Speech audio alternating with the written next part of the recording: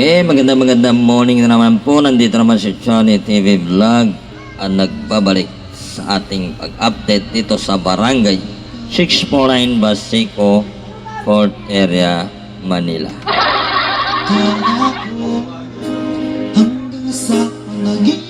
So ngayon na morning update tayo dito. Nandito na tayo sa Amadom. So bye-bye muna yun natin dito sa diretso po ng ating palengke.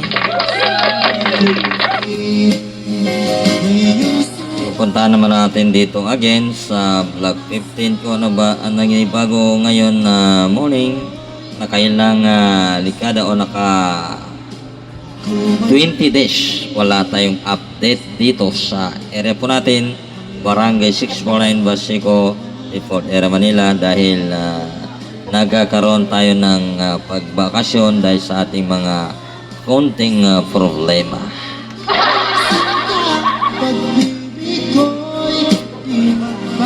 Ito po yung dating maliit o nang binabawasan ng bahay at sinasabi ay dito po makadaong ang ating tulay na malalagay.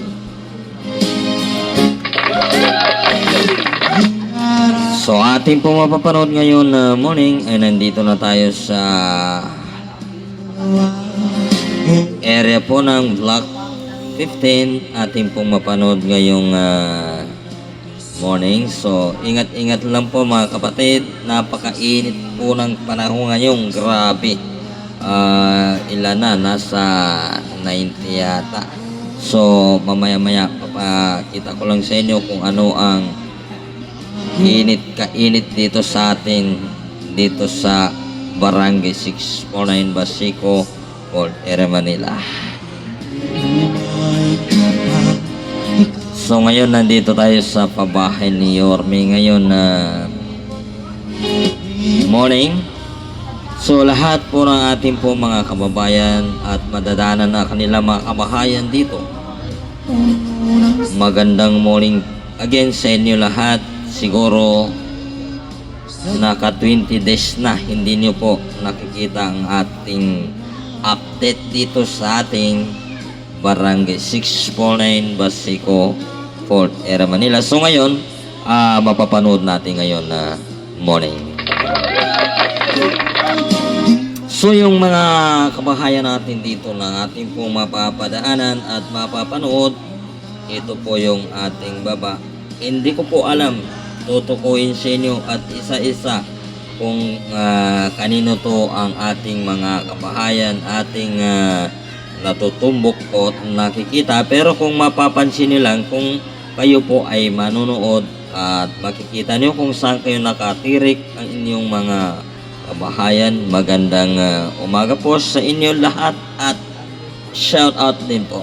At sa mga OFW na galing din dito, na siyempre na maalala nyo kung mapapadaanan natin kung saan kayo nakatirik ng bahay dito.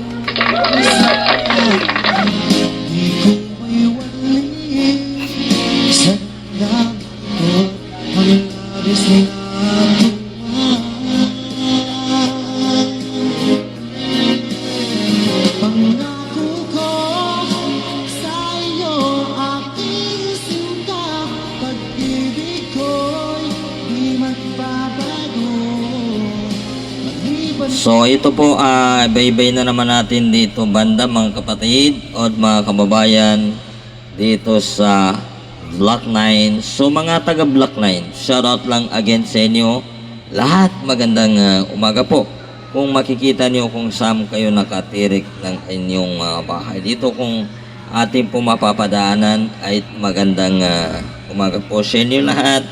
At sana sa ating paninirahan dito sa Barangay 649 Basico, 4th Area, Manila, at pinangungunahan po ng ating chairwoman Ma'am Diana Espinosa.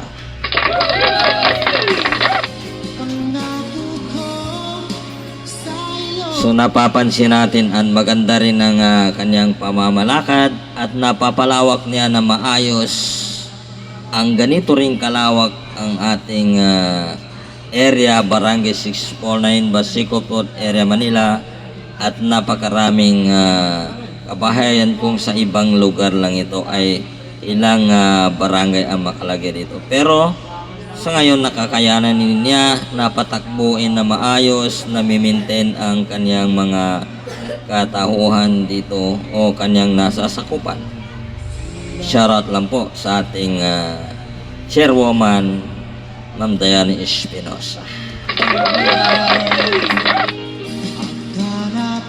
So, aking pong maibibiling sa inyo, mga ating pong mga kapatid, ating pong mga kababayan, ang ating pong iniingatan ngayon sa ganitong panahon at napakainit po ng panahon ngayon. Grabe. Kita nyo naman, walang humpay ang init ng panahon at napakainit ng araw ngayon. Kaya ingat lang po tayo sa sinasabi na sunog o ingat lang po tayo sa apoy. Baka magkakaroon tayo ng trouble ay sa ganitong panahon o ganito kainit ay mahirap agapan ang apoy ngayon dahil mabilis kumagat. Kaya magandang umaga sa inyo lahat.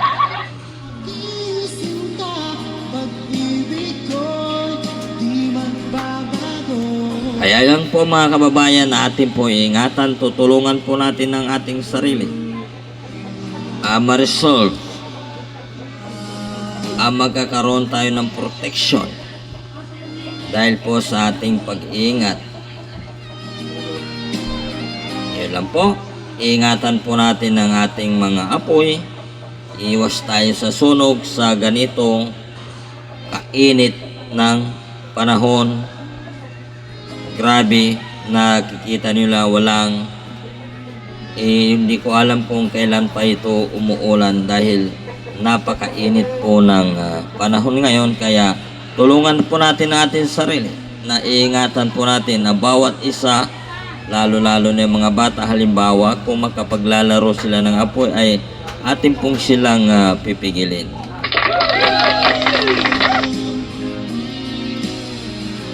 Okay guys, magandang morning sa inyo. Hanggang dito muna ating update ngayon dito sa Barangay 649, Basico Depot area, Manila.